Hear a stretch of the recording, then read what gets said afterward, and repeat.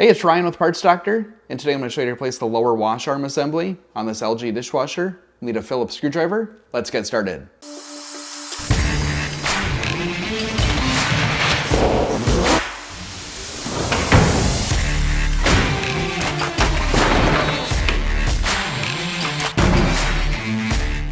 If the wash arm is broken or not spinning freely, or if the nozzles are clogged, you may have a bad wash arm assembly. With the door open, start by removing the lower rack by sliding it out and lifting up. Then, rotate the wash arm until you have access to the two Phillips screws. Next, remove the screws.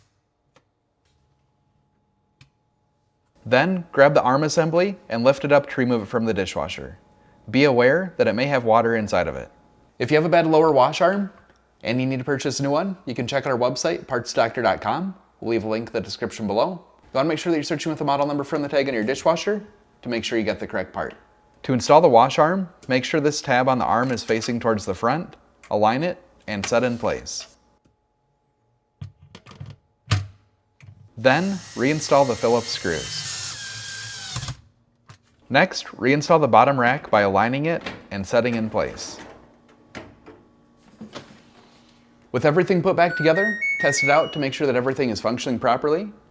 So that's it for this video. If you have any tips or tricks of your own, let us know in the comments below. And if you like fixing things, please consider subscribing.